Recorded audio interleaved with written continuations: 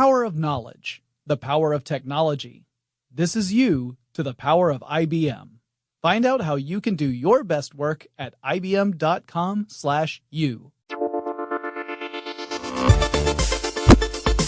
Get in touch with technology with TechStuff from HowStuffWorks.com.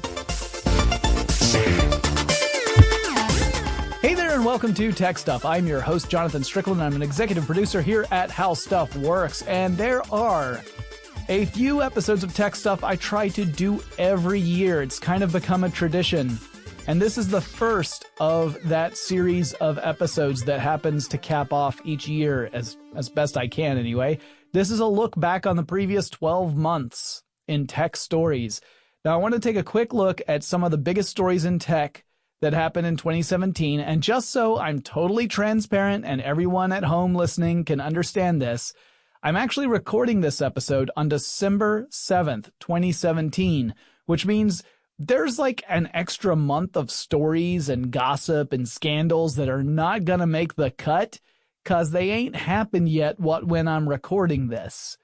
They'll happen by the time you hear this, so I apologize for that. But the predictions episodes have proven over and over again, I am not someone who can see into the future. So I might chat a little bit about some stuff that's coming up later on in December as I record this. It'll, of course, be in your past, and maybe we'll see how it turns out by that point. But let's start where every year starts, in January, according to the calendar that I follow anyway. If you've been keeping up with tech stuff, you know I recently did a full series about the company Xerox. Well, January 1st, 2017 was when Xerox officially split into two companies. One of them continued to carry the name Xerox, and that one is all about the traditional document businesses that we tend to think about when we hear the name Xerox. The other company is now known as Conduent and is one focused on business process services. So that happened, knocking January off right off the bat. Also in January, very early, I went to CES. It was formerly known as the Consumer Electronics Show. Ramsey was also there. A whole bunch of us from How Stuff Works went this past year. And some of the stuff that got a lot of attention during that year's CES included Amazon's Alexa product. I apologize if I just activated your Alexa. But it was getting incorporated into all sorts of devices, including vehicles. There were dozens of different smart devices on display, like weird ones too, like smart pillows that could tell you when you were snoring, as if I needed that. I've got a wife who punches me whenever it happens. There were self-balancing motorcycles. There were fancy concept cars like Faraday Future's vehicle. There were ultra-high-definition displays with amazing resolution and color representation. There were self-driving vehicles. There were Bluetooth toasters, for crying out loud. In other words, it was a mix of amazing, amusing, and befuddling technology, which is pretty much par for the course. I went with a team of several talented people here at How Stuff Works. We explored the floor and we shot lots of videos, so you can actually find those if you want to be nostalgic and look at the cutting technology of yesteryear, literally. This coming CES will be the first one I will miss in 10 years. And by miss, I mean I won't attend it. I'm not going to actually miss it. I'm actually okay with sitting one out for once. Now, one story that got Nintendo fans excited early in 2017 was the unveiling of the Switch. That's Nintendo's latest gaming console. The Switch can be played as a portable gaming device, or it can be docked into a station and connect with a television. Controllers include detachable handheld devices that are called Joy-Cons. And when the console went on sale later in 2017, demand far exceeded supply, particularly here in the States. This is not an unusual story for Nintendo. It's pretty much their MO whenever they release a new product. In fact, as of December 2017, it can still be challenging to find a Nintendo Switch in some markets. Games like Legend of Zelda, Breath of the Wild, and Super Mario Odyssey were able to leverage the love of iconic franchises while also incorporating new types of gameplay into the worlds, and they've received some good critical response. So the system appears to be a step in the right direction for Nintendo, which clearly needed to recover after the Wii U came out to less than uproarious applause. We also learned more in January about the fires that were being caused by Samsung Note 7 handsets. You might remember that story from 2016, where some handsets were spontaneously catching fire, and it led to an industry-wide ban in the airline industry for Samsung Note 7s. You had officers actually confiscating Note 7s before passengers could get onto planes. Well, the company conducted a 4-month-long investigation, and in January 2017, they announced that the problem was due to some irregularly sized batteries, which would lead to overheating, and that would then lead to fires. Moving on to February, one of the troubling themes in 2017, and this is putting it lightly, has revolved around allegations of sexual harassment and related charges. And I want to be clear here. The troubling thing for me is seeing how systemic this culture has been across multiple industries. I don't mean it's troubling that victims are coming forward. It's good that they are. It's rather troubling that there was such an enormous environment for victimization in the first place. Well, in February 2017, one of the earliest instances of this in the tech industry was of a former Uber employee named Susan Fowler, who claimed that the car service company, the ride-hailing service company Uber, had a toxic culture filled with misogynistic executives and a permissive attitude toward unacceptable behavior. Her accusations were such that it essentially forced Uber to launch an internal investigation on its practices and its culture. That investigation continued for months, and in early June 2017, news broke that Uber had fired more than 20 employees as a result of this investigation at all levels within the company. And yes, there's going to be a lot about Uber in this episode because stuff went wackadoodle crazy over there. So you could call this episode Uber, What Happened? Because that's going to come back multiple times. There's hardly a month that doesn't have an Uber story in it. On February 11th, North Korea test-fired a ballistic missile across the Sea of Japan, and this also becomes a big story throughout the year. This set the stage for a very tense game of posturing between North Korea and other nations, particularly the United States, and this was just one of a few tests throughout 2017 that caught the world's attention. Another in July demonstrated that North Korea had an intercontinental ballistic missile, and it became clear that North Korea had developed or acquired some powerful missiles capable of carrying a payload a great distance as far as the United States, and that it was only a matter of time before those missiles would be outfitted with nuclear warheads. And as someone who lived through the Cold War and an era of mutually assured destruction, this story did not exactly set my heart to singing. But this is a story that's still playing out today. In February, Disney's Maker Studios dropped PewDiePie, YouTube superstar, from its network because of some videos that PewDiePie had published in which he had voiced some anti-Semitic messages, some slurs against Jewish people. He included some Nazi imagery in a couple. And Disney dropped him like a hot potato, and then YouTube followed suit, canceling a planned season 2 of PewDiePie's series Scare PewDiePie. The company also removed him from the Google Preferred Advertising program, and this caused a big discussion in the online world about the rights of creators, the rights of platforms. It was just feeding into a generally toxic environment online about harassment and really awful trollish behaviors, which was kind of a theme throughout 2017. March.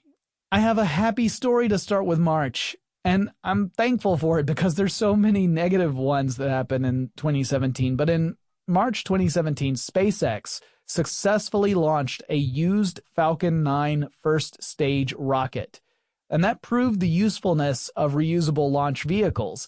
This brings down the costs of launching a payload into space considerably. Now, it's still incredibly expensive to launch stuff into space, but it's slightly less incredibly expensive than if you had to construct a brand new launch vehicle for every single launch. And this marked the first time anyone had used a first stage rocket a second time. SpaceX designed the Falcon 9 launch rocket to return to Earth and land upright and intact after a use to allow for this. And you may remember when SpaceX was able to bring back a first stage rocket and land it successfully. That first one they did, they retired. They did not plan on using it again. It was more of a proof of concept that this could actually work. And then after that, they started to really work on practical ones that they would be able to use repeatedly. And this was the first case of that. So that's pretty darn cool. Also in March, Uber's contentious year continued as one of its autonomous vehicles got involved in an accident in Arizona. The company suspended all its self-driving vehicle test operations, which were at that point taking place in San Francisco, Arizona, and Pittsburgh. San Francisco's cars were the first to get moving again just a few days after the accident. This was a tough time for Uber because they had just managed to resecure permission in San Francisco to operate autonomous vehicles. In 2016, they had encountered a problem where the city said, hey, you failed to fill out the proper paperwork and get the proper licenses to be able to do what you are doing. So this was the second setback for them. Police, however, stated that the Uber vehicle was not at fault in the accident, in fact, was the fault of the other driver. And also in March, the president of Uber, Jeff Jones, stepped down from the company. In a statement to the press, Jones said, quote, "The beliefs and approach to leadership that have guided my career are inconsistent with what I saw and experienced at Uber, and I can no longer continue as president of the ride-sharing business," end quote. This was another indicator that perhaps those accusations Fowler had levied earlier had some merit to them and that there were other problems going on over in Uber's business. For the president to actually resign and not be asked to resign, he stepped down because he felt that it was not a good fit for him. That was another big red flag for Uber. Also in March, after months of being absent from Oculus events, Palmer Luckey left Facebook, and thus Oculus.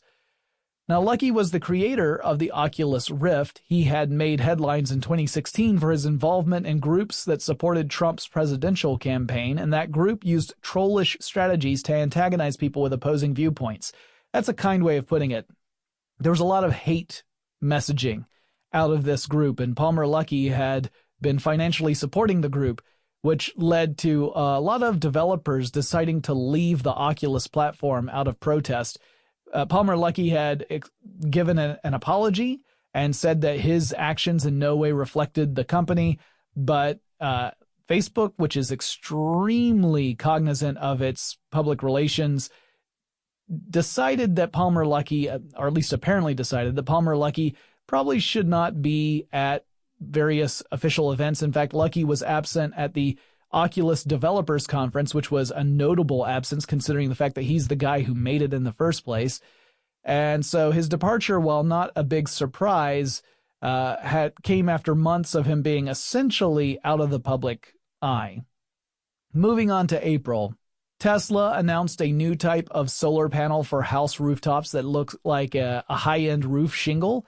They are very pretty. They're also very expensive. Tesla says, well, they're not more expensive than other roof tiles of this type, but they are roof tiles that essentially very well-off people would use to tile their houses. They're not like the shingles that you would get at your local hardware store so that you could do a DIY shingle repair on your roof. It's definitely more expensive than that, but they are very attractive. So it's possibly a step toward more solar panels and solar power in various markets.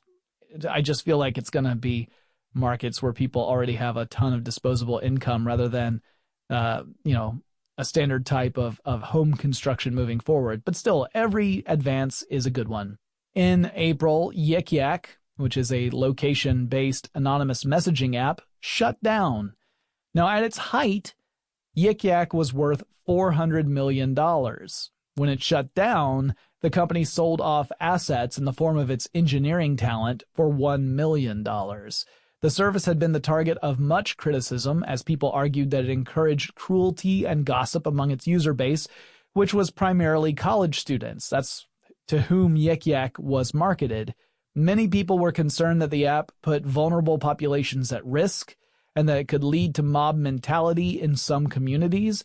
And there were also many concerns that younger people might get on the app and be exploited or otherwise harmed. Now, and just so you guys know, I once chaired a panel discussion with the app's founders at a South by Southwest. I walked away from that feeling uncertain about the experience. I wasn't entirely comfortable with how things had unfolded. And so it didn't surprise me when this happened. The app now is a thing of the past. It doesn't exist. In fact, the blog post that was the farewell doesn't exist either, because I was going to go there and quote some of it, but it's gone. I didn't use archive.org to look at an old one. But yep, Yik Yak is no more. Well, that brings us up to May 2017, but that means I've gotten through the first 4 months of the year, so I'm going to take a little break and thank our sponsors.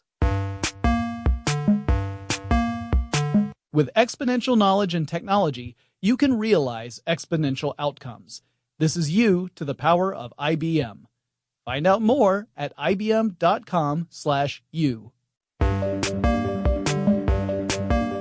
All right, we're up to May 2017. That's when a malware known as WannaCry begins to infect computers around the world, locking the computer contents away. Now, this type of malware falls under the category known as ransomware.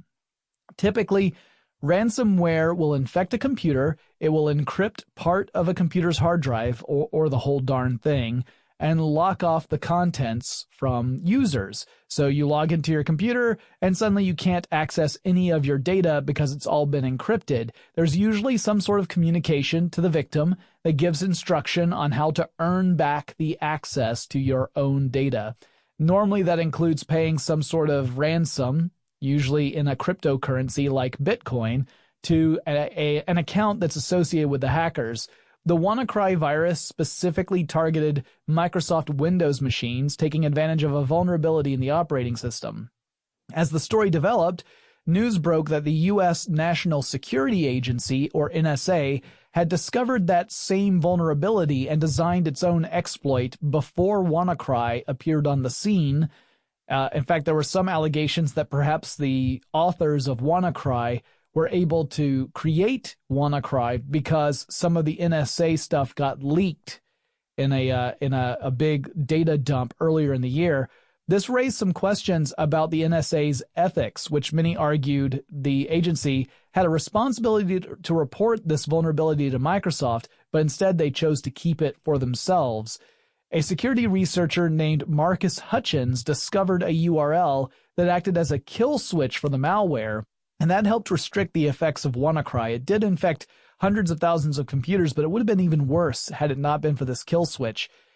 This same security researcher was later arrested in August 2017 and charged with creating another type of malware called Kronos, Kronos, which was designed to steal online banking credentials.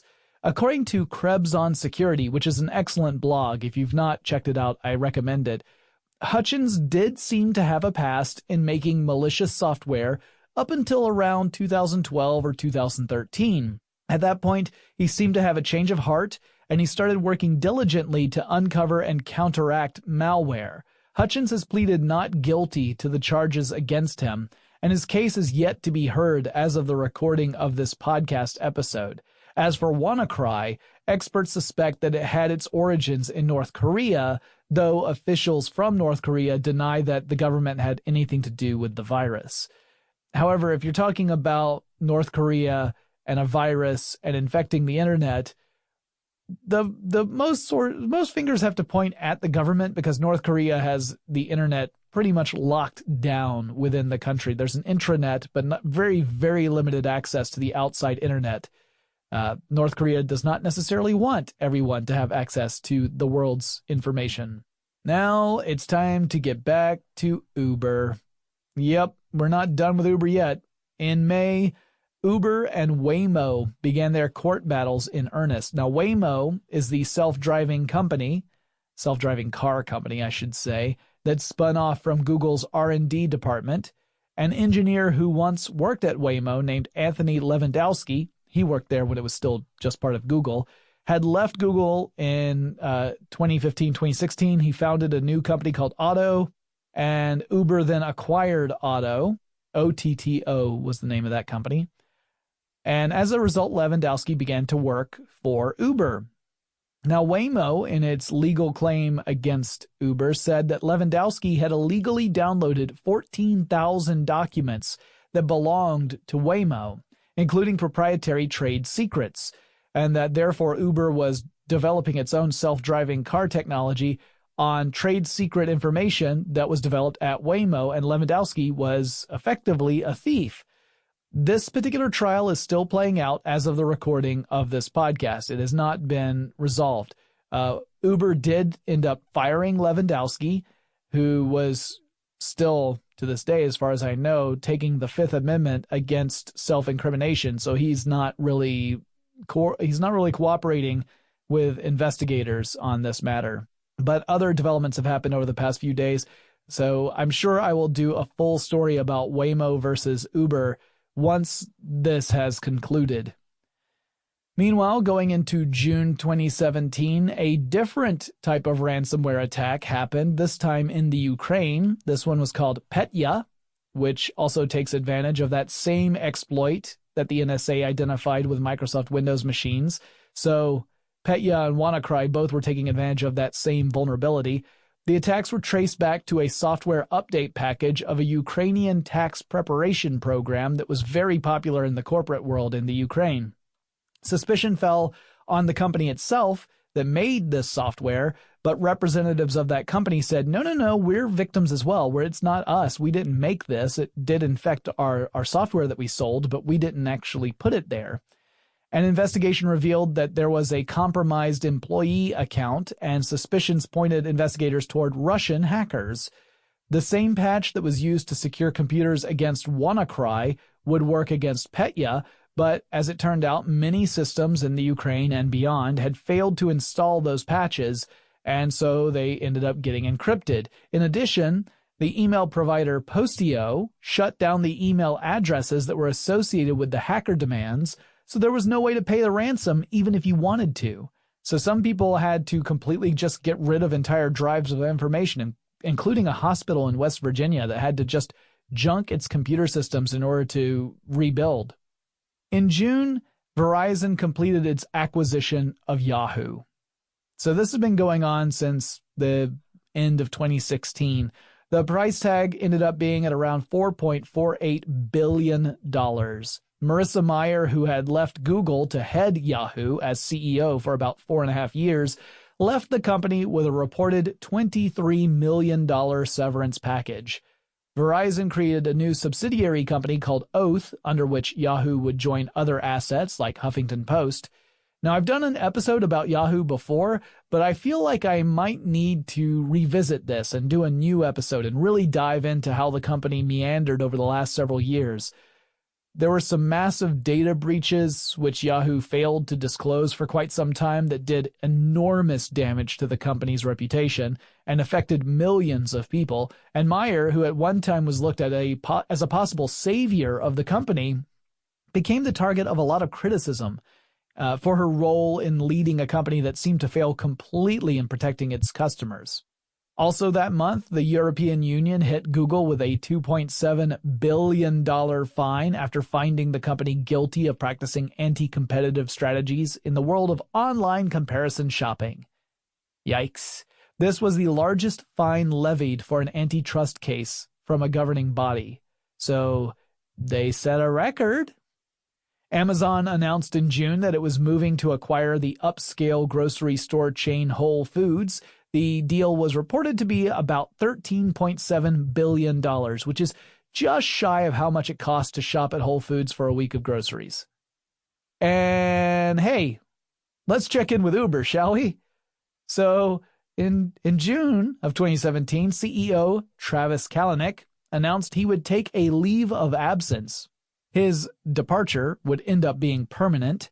The former CEO of Expedia, Dara Khosrowshahi, became the new CEO of the company. A couple of months later, in August 2017, he came into a company that was in crisis, not just from a rash of sexual harassment scandals that were still unresolved, but also there was these charges that law enforcement were levying against Uber, saying that the company had developed software specifically designed to help drivers evade law enforcement.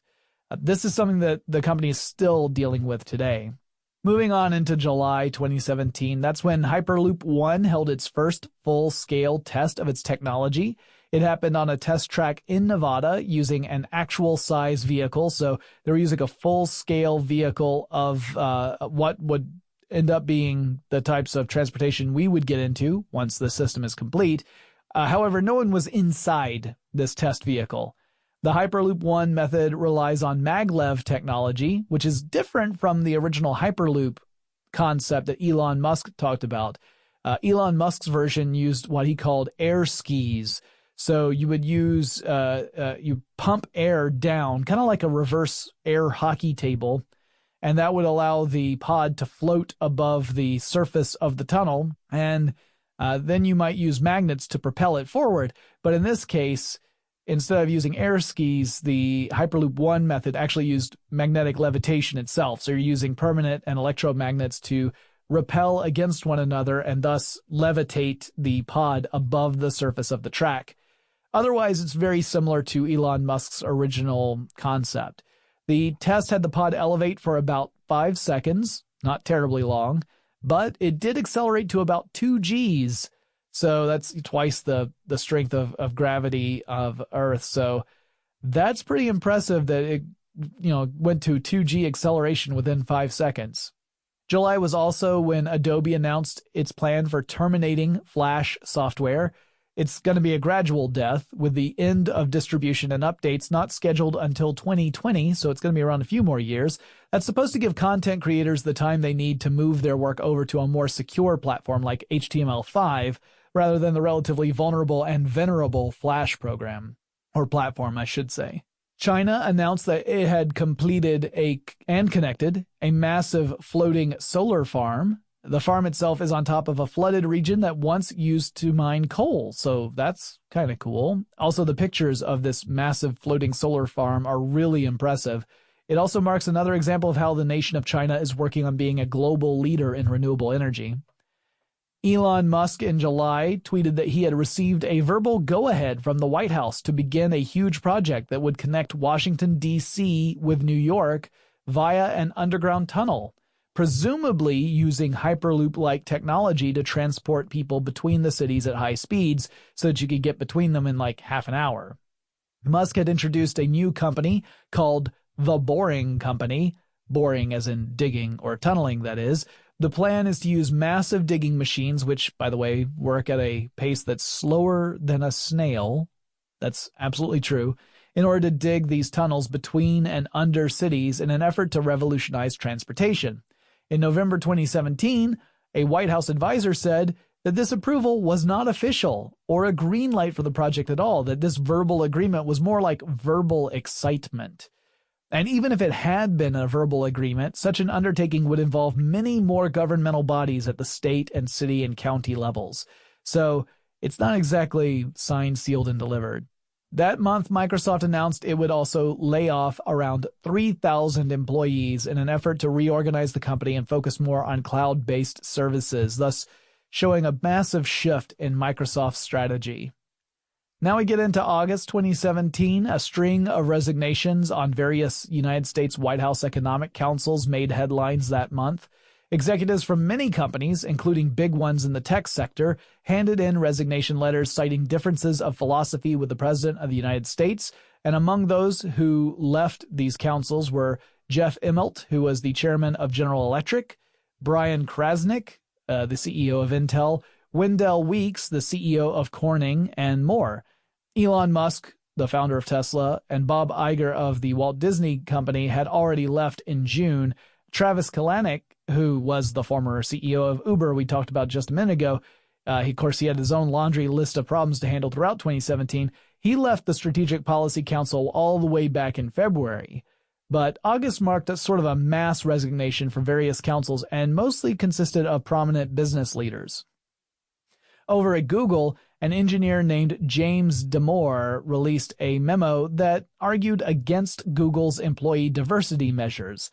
The memo protested several of Google's initiatives that were aimed to create an inclusive environment, particularly for women.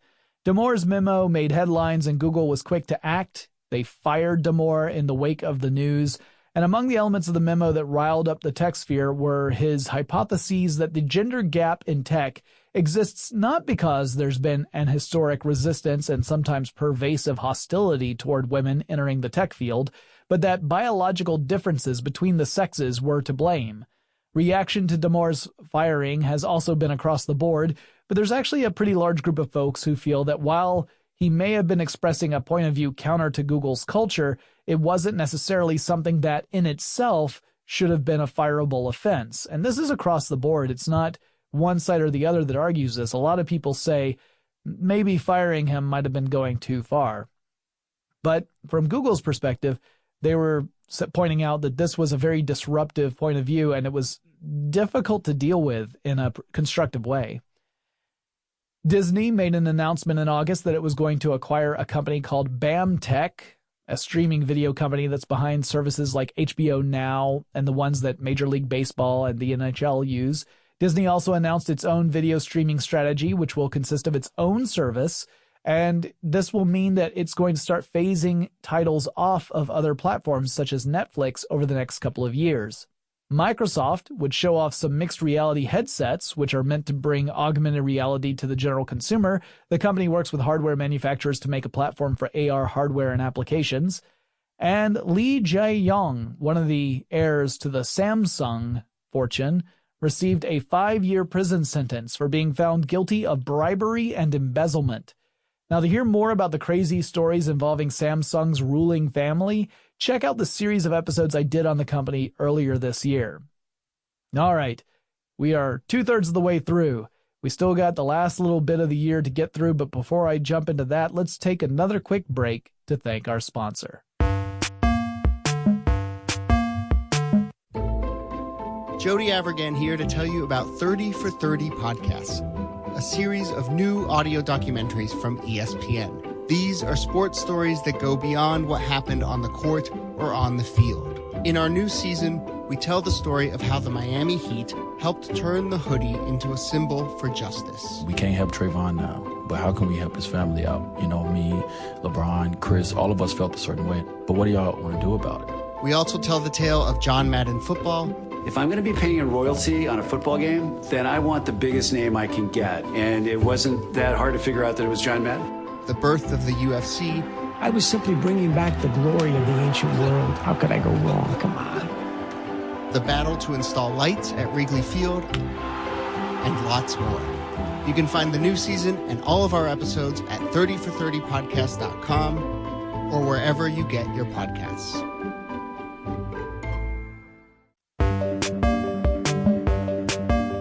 Okay, September, we're in the home stretch.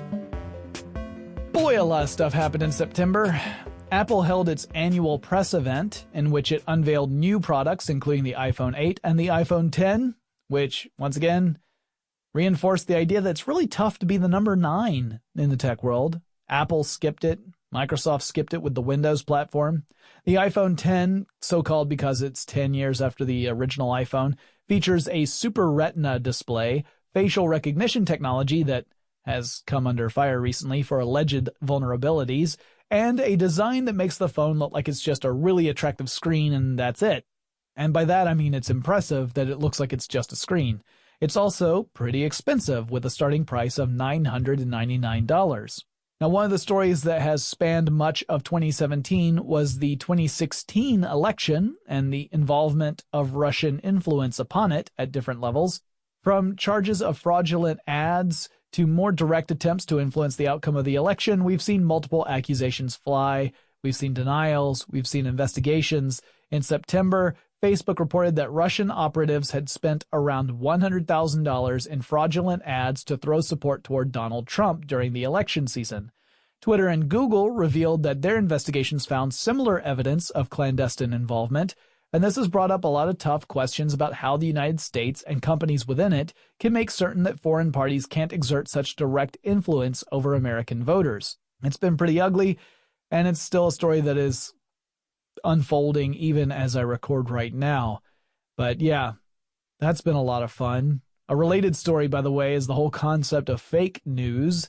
The term has been used to describe false stories that only have the goal of influencing behaviors or reinforcing beliefs without relying on actual facts, and in general promoting one perspective over others without regard for honesty. And you can find examples of this for different ideologies. So I want to be clear, I'm not singling out any one side over another. You can find examples for either the right side or the left side. They're examples of both. But it also became a rallying cry for anyone who takes issue with any news article or report with which they disagree. So in other words, you don't agree with something, you call it out as fake news, and that's the extent of your argument. That's also kind of awful. Not kind of, it's just awful. Another huge story that broke in September centered on Equifax. Talk about awful. This is a consumer credit reporting agency. The company revealed that hackers had managed to exploit a vulnerability in Equifax's web systems, and they gained access to millions of customers' data records in one of the worst data breaches in history. More than 143 million people were affected by this. The company's former CEO, who stepped down in light of this controversy, was brought before the United States Congress to explain what had happened. And while the story broke in September, the actual events dated back further in 2017. The former CEO revealed that the Department of Homeland Security alerted Equifax to the presence of a vulnerability in the Apache Struts software package, which was used in Equifax's online disputes portal, which is where consumers could dispute credit report items. Let's say you see something in your credit report that doesn't belong there. You would go online and use this particular portal so that you could file a claim. Well, according to company policy, Equifax was supposed to patch all instances of this software in their systems within 48 hours. That's company policy. That wasn't, a law or anything. They just said, if we find a vulnerability, it is our responsibility to fix it within 48 hours. But for some reason, that didn't happen. So the first detected intrusion into Equifax's systems happened in early May 2017. Now remember, they found out about those vulnerabilities in March. So more than a month later, that's when they first detected intrusion. And these intrusions continued through June. And it wouldn't be until September that Equifax would actually announce anything. So it was several months before anyone outside of the company learned of this potentially devastating data breach. It did not win Equifax any new fans. Also that month, Uber got banned in London. You didn't forget about Uber, did you? Actually, to be more accurate, Uber was told that its license to operate in the city would expire on September 30th, and the city would not renew that license. However, the company would be allowed to continue to operate within the City of London while appealing this decision. Many issues led to that decision, not the least of which was this scandal involving Uber's technology that allegedly allowed drivers to evade law enforcement. So what's the status now? Well, in November, the mayor of London said the appeals process could, quote, go on for a number of years, end quote. So, pip pip cheerio, I guess.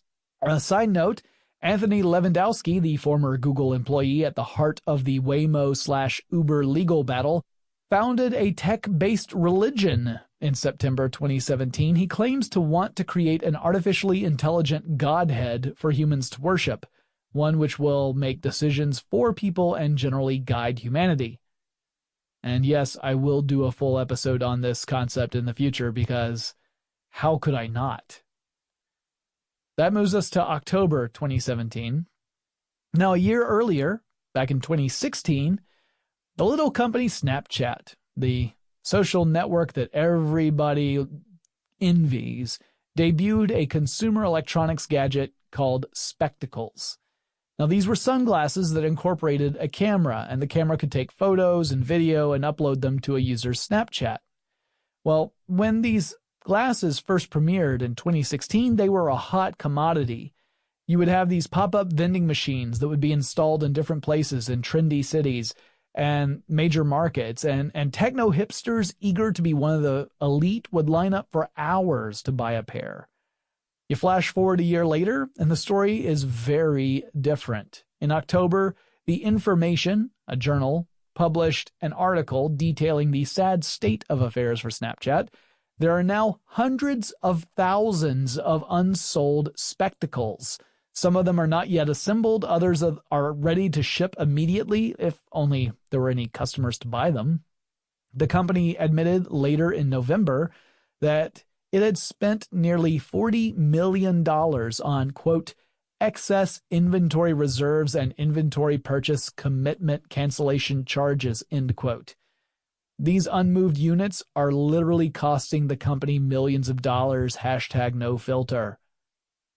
Just in time for Halloween, security researchers announced that there was a vulnerability in Wi-Fi technology that's awful. It all has to do with WPA2 encryption protocol for Wi-Fi. Users are told they should update their firmware on their routers and client devices as patches become available. But yeah, not great when the underlying encryption technology that is meant to protect an entire form of communications ends up having a critical vulnerability. Not good at all. Microsoft officially ended manufacturing on the Kinect Xbox peripheral in October 2017. The motion sensing device had been popular among hackers for all sorts of interesting applications, but had failed to really catch on with gamers. Now, whether this was due to the hardware itself or a widely lamented lack of content, it didn't really matter. Microsoft just decided to pull the plug. Now, this did not really come as a surprise because more recent versions of the Xbox One have shipped without a dedicated Kinect port on the console itself, so the writing was kind of on the wall, but in October it became official. Amazon announced a new program called Key, which would allow customers to authorize delivery personnel to enter their homes and deliver packages while they are away. I don't think I'd be comfortable doing that. I'd rather the box be left on my porch and I just have to hope nobody steals it, rather than having an Amazon person coming into my house to drop off a package. But maybe that's just me. November 2017.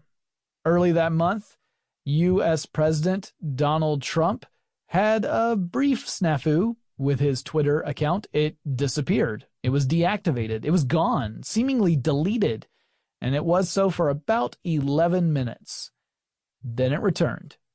It so happens that a Twitter customer support employee decided to deactivate the president's Twitter account on their last day at the company. As a defiant gesture, Twitter announced as a result of that action, the company would do a full internal review and make changes to avoid having any one employee having that power ever again. But boy, that definitely got Twitter conversations going due to those 11 minutes. Bitcoin, the cryptocurrency that has had incredible ups and downs throughout its entire existence, started off 2017 worth a little less than $1,000 per Bitcoin. In November of 2017, the value of Bitcoin topped $10,000 for the first time ever. The morning that I'm recording this had the value of a single Bitcoin listed at $12,873.99. There have been so many stories about Bitcoin in 2017, tons of them. Several journals reported on lost Bitcoin that are likely never to be recovered. The design of Bitcoin necessitates that there is a finite number that will ever be released to the world. That number is 21 million Bitcoin. And the release happens over time through a process called mining.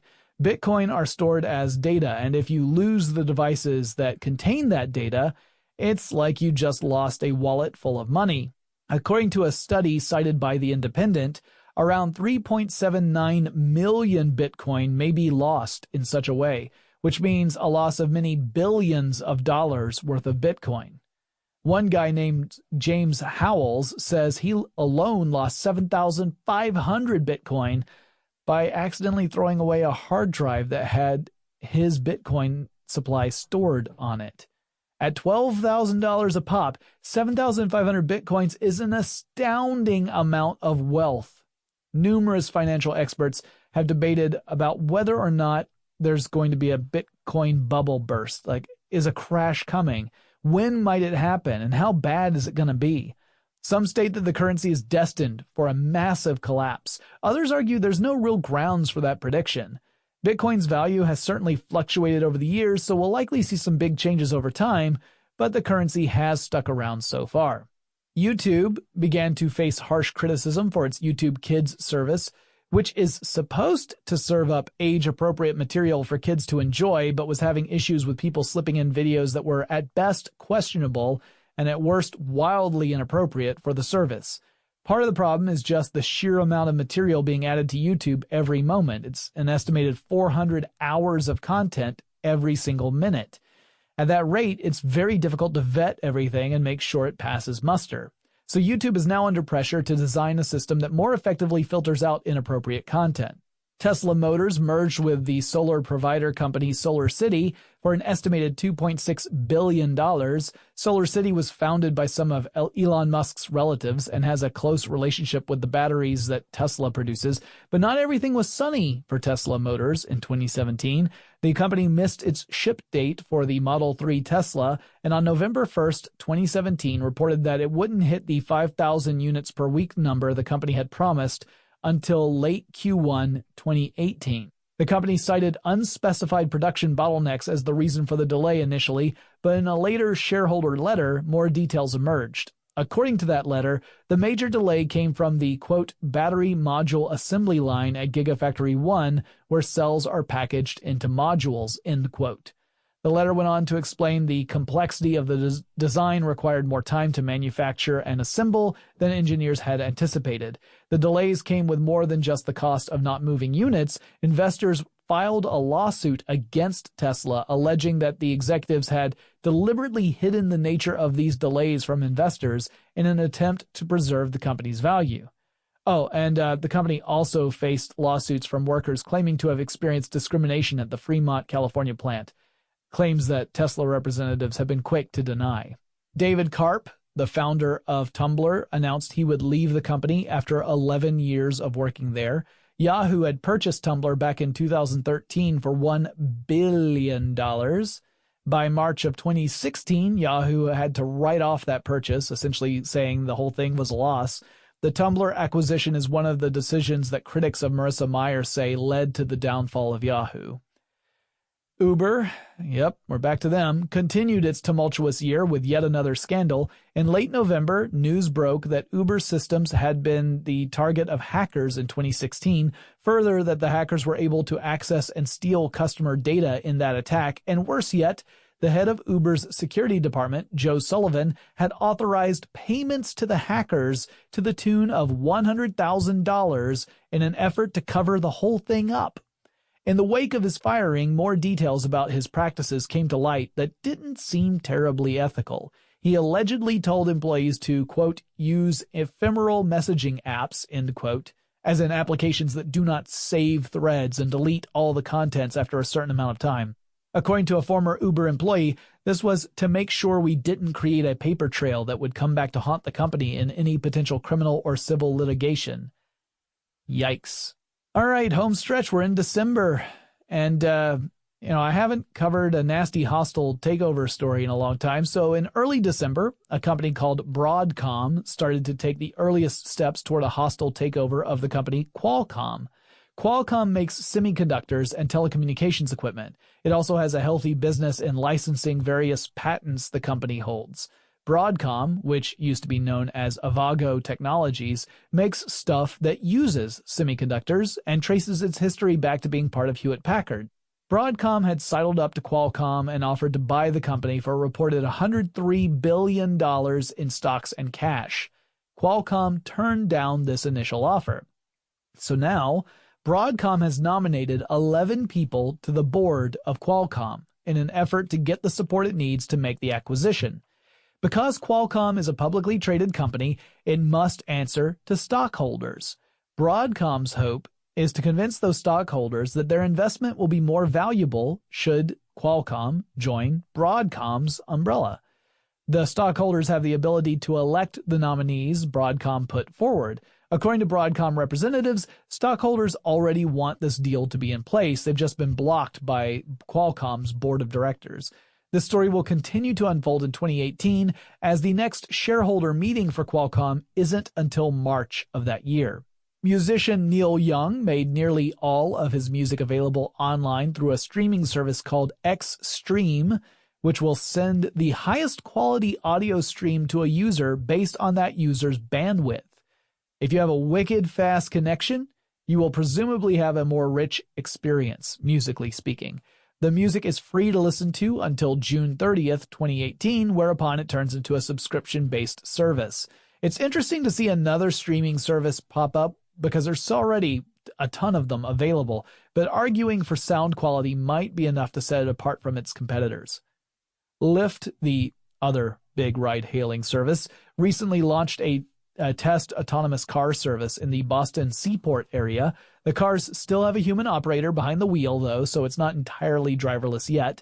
The cars themselves were created by a company called Newtonomy, so if you're in the Boston area, you might be able to get a ride from a car that drives itself. Valve, about which I did a full podcast series recently, said in December that it would stop accepting Bitcoin in Steam because of how wildly the value of the currency fluctuates. Valve stated that even in the process of a single transaction, the value of Bitcoin could change significantly enough to cause major problems. So you might determine that something is worth 0.0008 Bitcoin, but then the value of Bitcoin changes so much that you end up overpaying or underpaying for that particular project, and Valve said this just isn't working, and they pulled the plug. By the time this episode goes live, the FCC will have held a vote on whether to overturn the decision made by the former leaders of the FCC to reclassify internet service providers as a common carrier. Since this has not yet happened as I record this episode, I can only give a guess as to how it turned out. And my guess is that they did indeed overturn that decision. I personally consider this the wrong path to take, as I feel that without regulations we will be in danger of facing a fractured, throttled internet based on whatever ISP we use, but we'll see. That would be all the stories I have prepared, and obviously this is just a hint of the stuff that unfolded in 2017. Some of the biggest stories are the ones that caught my attention, but there are so many others, and I have to give a shout out to my buddies over at Daily Tech News Show. That'd be Tom Merritt and Sarah Lane in particular. They cover this kind of technology news every single day. I highly recommend you check out their show so that you can keep up to date on news. And I relied very heavily on their past episodes, the episodes they did for 2017, to pull some of the big stories for this particular episode of Tech Stuff. But it's okay. Tom and Sarah and I know each other, so it's all cool. I hope you guys enjoyed this episode. I look forward to the next couple of episodes. Next one will be, how did we do with our predictions for 2017?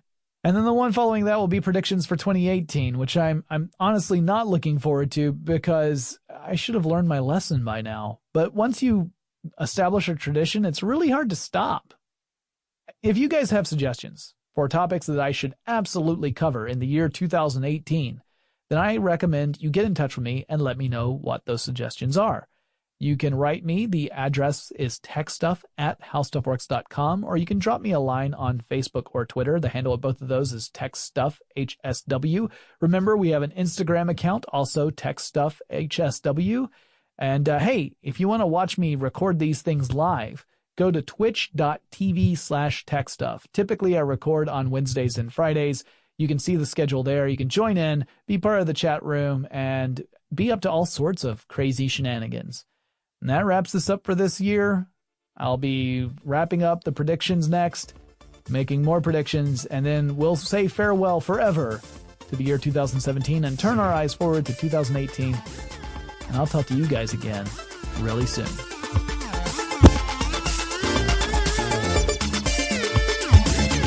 For more on this and thousands of other topics, visit howstuffworks.com.